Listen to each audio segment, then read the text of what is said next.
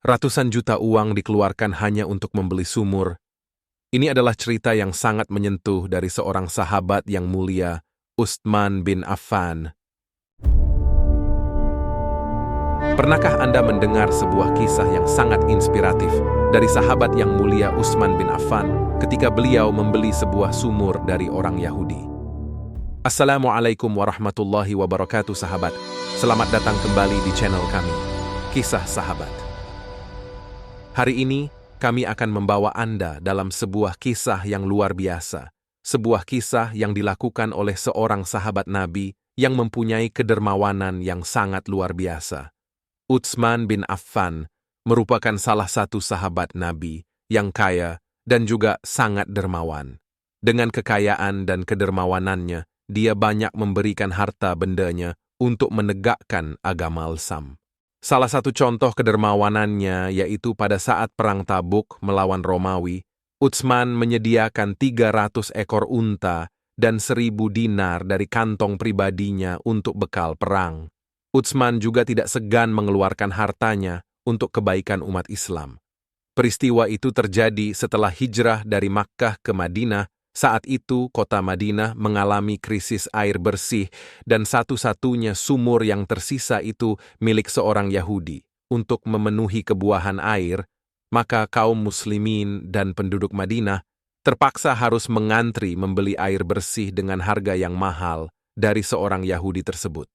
Mendengar kabar dari sahabatnya, maka Rasulullah Shallallahu Alaihi Wasallam kemudian bersabda, "Wahai sahabatku, siapa saja di antara kalian yang menyumbangkan hartanya untuk dapat membebaskan sumur itu, lalu menyumbangkannya untuk umat, maka akan mendapat surganya Allah Ta'ala." HR Muslim.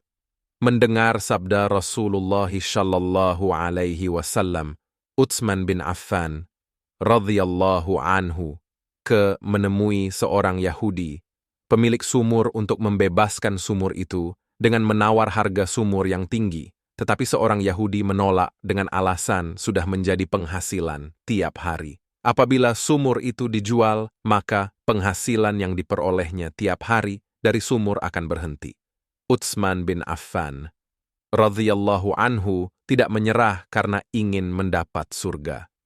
Allah Ta'ala dengan membebaskan sumur itu, lalu menyumbangkannya supaya kaum muslim dan penduduk Madinah dengan mudah mendapatkan air bersih. Maka terjadilah negosiasi antara Utsman bin Affan radhiyallahu anhu dengan seorang Yahudi pemilik sumur tersebut. Dengan tawaran ini, orang Yahudi tertarik. Namun ia menjual dengan harga yang sangat tinggi, yakni 12.000 dirham. Orang Yahudi ini mengira bahwa Utsman membeli hak sumur ini dengan tujuan untuk meraup keuntungan dari jual beli air. Kemudian Utsman bin Affan radhiyallahu anhu membeli setengah sumur.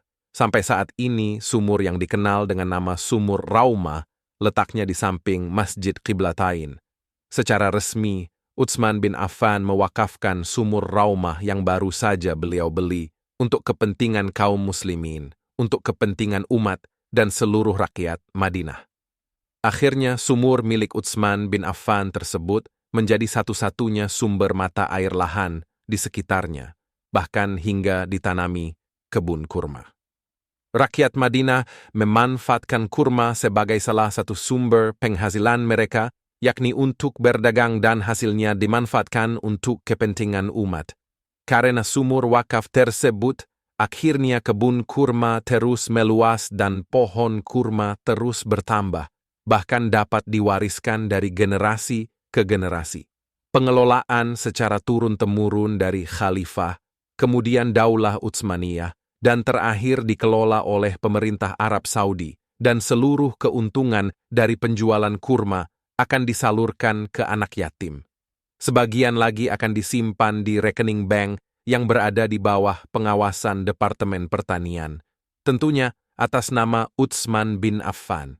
Meskipun sudah ribuan tahun berlalu, manfaat yang diberikan oleh sumur Utsman bin Affan hingga kini masih tak berhenti mengalir. Bahkan rekening atas namanya pun terus bertambah, sampai akhirnya pemerintah Arab Saudi memutuskan untuk membeli tanah dengan uang tersebut di kawasan eksklusif. yakni Markaziyah dekat Masjid Nabawi. Di atas tanah yang dibeli dari hasil sebagian keuntungan kebun kurma di rekening bank atas nama Utsman, dibangunlah hotel dengan 210 kamar, siap sewa dan 30 kamar khusus untuk menyambut para wisatawan. Hotel tersebut diberi nama Hotel Utsman bin Affan Madinah, dengan bangunan menjulang tinggi hingga 15 lantai dan 24 kamar di setiap lantainya. Lantas, hasil keuntungan dari hotel wakaf tersebut dibuat apa? Tentu saja digunakan untuk kepentingan umat Islam seluas-luasnya hingga akhir nanti. Dengan demikian, meskipun jasad Utsman bin Affan sudah tertimbun oleh tanah, bahkan melebur menjadi satu, namun amalnya tetap terus mengalir tanpa henti karena wakaf sumur yang beliau lakukan di masa hidupnya. Pasalnya, manfaat yang diperoleh dari hasil wakaf tersebut tetap dirasakan oleh umat muslim hingga saat ini. Hotel dan rekening bank atas namanya adalah salah satu saksi bisu atas kedermawanan sahabat Rasulullah satu ini dan bukti akan aktualisasi wakaf demi kesejahteraan umat. Selain itu, sumur Raumah yang dibeli Utsman bin Affan di masanya juga menjadi salah satu bentuk keajaiban wakaf produktif yang sangat mensejahterakan umat. Meski sudah 14 abad berlalu, namun pengorbanan Utsman untuk umat Rasulullah tetap kekal dan abadi. Kisah Utsman bin Affan radhiyallahu anhu yang berjuang untuk membebaskan sumur dan menyumbangkannya untuk umat muslim dan penduduk Madinah adalah contoh nyata dari kebaikan dan ketulusan hati yang patut diikuti.